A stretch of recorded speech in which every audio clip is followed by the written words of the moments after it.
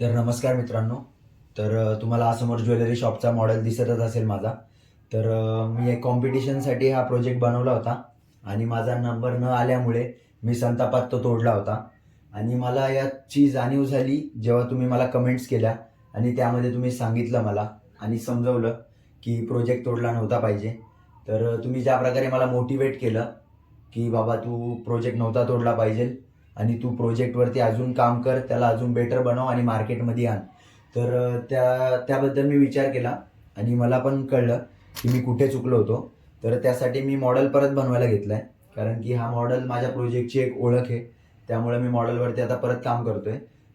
मी सर्किटवरती पण विचार केला की आता मॉडेल तर मी अपग्रेड करतोय, त्यामध्ये ऑटोमेशन ॲड करतोय. तर माझा जो मेन प्रोजेक्ट आहे थिफ्ट अलर्टचा, त्यामध्ये पण मला काहीतरी ॲडव्हान्स करायला हवं. त्याच्यात पण खूप सारे इश्यूज होते की तो सर्किट आहे त्याला आपण फक्त नाईटलाच ऑन करायचं आहे, कारण की जर तो दिवसा ऑन असला तर तो दरवेळेस कस्टमर आल्यावरती पण आपल्याला कॉल करत राहील. ठीक आहे. त्यासाठी मी त्यात टायमर ॲड करणार आहे की जेणेकरून जेव्हा पण आपण शॉप बंद करतो त्याच्या 10 मिनिटं नंतर सर्किट ऑटोमॅटिक ऑन होणार आणि सकाळी जेव्हा शॉप मी उघडायला येणार तेव्हा तो ऑटोमॅटिकली ऑफ होणार. जेणेकरून ते येणारे कॉल्स आहेत ते आपले ज्याची गरज नाही ते कॅन्सल होणार.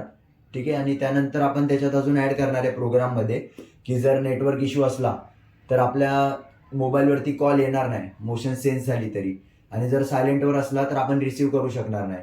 तर अशा कंडिशनला ऑटोमॅटिक अल्टरनेट नंबर जो असेल त्यावरती कॉल जाईल, जेणेकरून आपला प्रोजेक्ट परफेक्टली वर्क करेल. या प्रोजेक्टमध्ये जे काय माझा मोटिव्ह होता तो मी सांगून दिला तुम्हाला. आणि या लेवलपर्यंत जेव्हा माझा प्रोजेक्ट बनवून कंप्लीट होईल तेव्हा मी हा प्रोजेक्ट नेऊन ज्वेलरी शॉपमध्ये दाखवेल आणि त्यांचा काय फीडबॅक आहे या प्रोजेक्टबद्दल आणि त्यांना काय याच्यात अडचणी आहेत किंवा त्यांना काय अजून ॲडव्हान्स करून हवं आहे. त्या विषयावरती मी अजून प्रोजेक्टवरती काम करेल आणि जेव्हा तसा होईल तेव्हा त्याला नक्कीच आपण तुमच्या सपोर्टनी मार्केटमध्ये आणू.